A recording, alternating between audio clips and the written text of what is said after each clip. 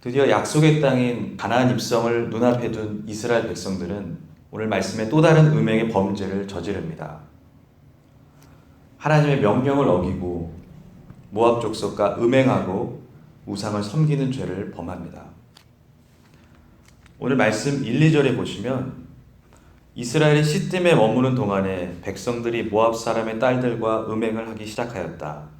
모압 사람의 딸들이 자기 신들에게 바치는 제사에 이스라엘 백성을 초대하였고 이스라엘 백성은 거기에 가서 먹고 그 신들에게 머리를 숙였다 말합니다. 이스라엘은 하나님의 거룩한 구별된 언약의 백성입니다. 그러나 이들은 자신들의 신분을 망각하고 바로 이방인들의 초대에 응하고 신들에게 머리를 숙였습니다. 3절에도 보시면 그래서 이스라엘은 바알보올과 결합하였다.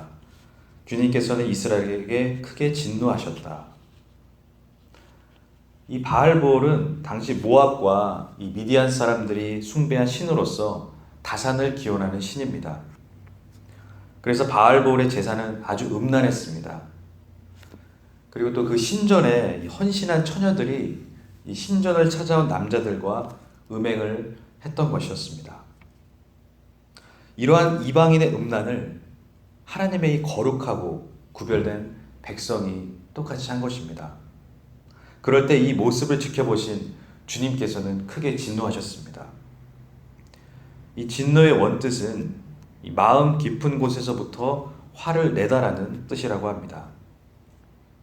하나님은 자기 백성이 우상 숭배에 빠진 것을 보시자 끓어오르는 화를 나타내셨다라는 것입니다. 이 음행은 하나님의 진노를 일으킬 만큼 아주 무서운 죄입니다. 이 진노로 연병이 돌아서 무려 24,000명의 백성들이 죽임을 당했습니다. 9절에도 나와 있듯이 그 연병으로 이미 죽은 사람이 24,000명이었다. 이 범죄를 저지른 이스라엘 백성들이 누구입니까? 바로 하나님의 강권적인 인도하심 아래 이집트 바로의 그 압제에서 벗어나서 홍해를 가로질러 광야 40년을 훈련받았습니다. 그리고 광야에서 구름 기둥과 불 기둥으로 하나님의 인도하심을 받았고 만나와 메추라기를 먹으면서 하나님의 살아계심을 경험한 자들이 바로 이스라엘 백성들입니다. 참으로 놀라운 것은 그럼에도 불구하고 그들 마음속에는 여전히 죄성이 아주 뿌리 깊게 박혀 있었습니다. 우리의 모습을 볼 때도 이 죄성이 여전히 크다는 사실을 우리는 알아야 합니다. 스스로 의롭게 살 수 없습니다. 그리고 죄 없다고 자신할 수 없습니다. 요즘 시대에 이 교회가 무너지는 가장 큰 화두 중에 하나가 이 성적 타락입니다. 이미 성적 타락은 이 시대의 도를 넘어섰고 또한 교회 아니라고 안전하지 않습니다. 우리가 또 매스컴을 보듯이 특히 성직자의 성적 타락은 큰 충격을 주고 있습니다. 성적으로 무너지면 영적으로 당연히 무너집니다. 개인은 물론이고 가정, 교회, 그리고 사회도 마찬가지입니다. 이스라엘의 육신적인 음행은 영적으로도 하나님을 버리고 이방 신들에게 절하고 제사 지내는 음행도 말합니다. 4절에 보시면 주님께서 모세에게 말씀하셨다. 너는 백성의 우두머리들을 모두 잡아다가 해가 환히 비치는 대낮에 주 앞에서 그것들의 목을 매달아라. 그래야만 나 주의 진노가 이스라엘에게 떠날 것이다. 음행과 우상 숭배에 대한 엄중한 하나님의 심판입니다. 오늘 말씀에도 이 신앙을 실천한 유일한 한 사람이 등장합니다. 대제사장 아론의 손자인 엘르아살의 아들 비느하스입니다. 6절에서 8절에서 보시면 이스라엘 자손이 회막 어귀에서 통곡하고 있을 때 이스라엘 자손 가운데서 한 남자가 모세와 이스라엘 자손 온 회중이 보는 앞에서 한 미디안 여자를 데리고 집으로 들어갔다.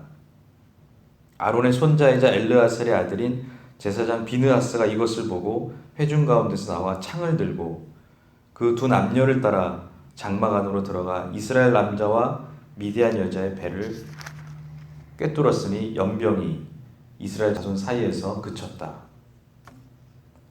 이 비느하스는 창을 들고 이스라엘 남자와 미디안 여자를 죽였습니다. 그러자 하나님은 이를 보시고 바로 하나님의 진노를 거두었습니다. 여기서 아이러니하지 않습니까? 이런 상황들을 보면서요. 어떻게 한 사람의 이 살인이 오히려 하나님의 진노를 거두는 의로운 행동이 되었을까요? 11절에 아론의 손자이자 엘르아살의 아들인 제사장 비느하스가 한 일을 보아서 내가 더 이상 이스라엘 자손에게 화를 내지 않겠다. 그는 이스라엘 자손이 나밖에 다른 신을 섬기는 것을 결코 용납하지 않았다. 그러므로 나는 이스라엘 자손을 홧김에 멸한 일을 삼갔다. 이 비느하스의 행동은 음행으로 멸망받는 이스라엘 백성을 살린 것입니다. 그의 행동은 자신을 위한 행동이 아니었습니다. 오직 하나님을 위한 행동이었습니다. 하나님은 이 비느하스의 행동에 의롭게 보시고 바로 이스라엘 백성과 평화의 언약을 맺었습니다. 12절 13절에도 그러므로 너는 내가 비느하스와 평화의 언약을 맺으려 한다고 말하여라. 그와 그 뒤를 잇는 자손에게 영원한 제사장 직분을 보장받는 언약을 세우겠다. 그는 나밖에 다른 신을 섬기는 것을 용납하지 않았고 그렇게 함으로써 이스라엘 자손의 죄를 속해 주었기 때문이다. 우리 사람은 겉모습을 봅니다. 그러나 하나님은 사람의 중심을 보십니다. 이 비느하스의 중심은 바로 하나님 외에 다른 신을 섬기는 것을 용납하지 않았던 것입니다. 그 결과에 비느하스의 행동을 통해서 주님은 이스라엘 자손의 죄를 사해 주신 것입니다. 그 당시 바알 숭배로 가득 찼던 이 이스라엘 백성들에게 여호와 하나님의 거룩한 예배를 올바로 세운 것입니다. 비느하스의 행동은 여전히 우상과 하나님 사이에서 머뭇거리는 이스라엘에게 이 진리에 대한 단호한 신앙의 결심과 행동을 한 것입니다. 우리는 예수 그리스도를 통해서 우리 안에 성령이 내주하십니다. 그런데 얼마나 우리는 성령을 근심하게 합니까? 에베소서 4장 30절에도 보시면 하나님의 성령을 슬프게 하지 마십시오. 여러분은 성령 안에서 구속의 날을 위하여 인치심을 받았습니다. 여전히 세상은 우리를 둘러싸서 온갖 세상의 음란과 거짓, 사기, 그리고 악행들이 바글바글합니다. 어떻게 이런 환경에서 우리의 신앙을 지키면서 살아갈 수 있을까요?